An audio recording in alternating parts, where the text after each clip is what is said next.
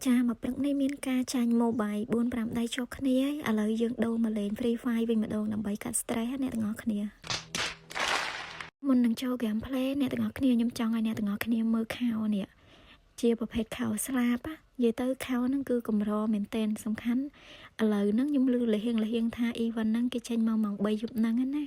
chânสำหรับเนี่ยแต่งอគ្នាណាได้ស្លាញ់ខោស្លាបរងចាំយូរមកហើយអ្នកទាំងអស់គ្នារួរាន់ឡើងដាក់ពេជ្រនៅខាងបងម៉ាសើតម្លៃធូរថ្លៃសុវត្ថិភាពដល់ account 100%ដាក់ភ្លាមបានភ្លាមតែម្ដងហើយខោស្លាបនឹង event នឹងអត់ងាយចេញទេអ្នកទាំងអស់គ្នាអញ្ចឹងកុំឲ្យឱកាសនេះខកខានណាខោស្លាបជាខោមួយដែលក្នុង free fire គេពេញនិយមស្លៀកខោនឹងគឺស្អាតខ្លាំងខោចេញមកវគ្គហ្នឹង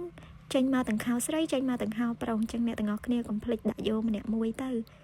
អូខ្ញុំភ្លេចប្រាប់ហើយមួយវិញទៀតបើអ្នកទាំងអស់គ្នាចង់ទិញលក់ account mobile Legend អីអ្នកទាំងអស់គ្នា Free Fire អីហ្នឹងអ្នកទាំងអស់គ្នាក៏អាចទិញលក់នៅកន្លែងបង Master Store បានដែរ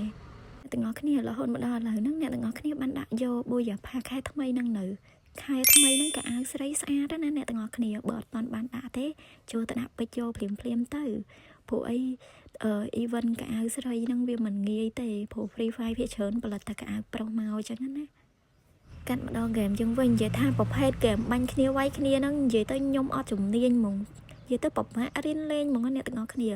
តម្រាំតែចូលមកបាញ់គេបាន5 6ខៀលហ្នឹងគឺថត3 4ដងហើយគឺបាញ់គេបានតែ1ខៀល2ខៀលគេដាក់បត់កវិញរហូតហើយវីដេអូនេះយើងបាញ់គេបាន5 6ខៀលរៀងយូរដែរអញ្ចឹងណាអញ្ចឹងគឺក៏នឹកឃើញមកធ្វើវីដេអូប្រាប់ពី event ខោស្លាបឲ្យអ្នកទាំងអស់គ្នាហ្មងទៅអញ្ចឹងសម្រាប់អ្នកទាំងអស់គ្នាណាដែលស្រឡាញ់ខោស្លាបដូចខ្ញុំបញ្ជាក់អញ្ចឹងដាក់យកទៅអ្នកទាំងអស់គ្នាព្រោះ event ហ្នឹងវាកម្រចេញណាស់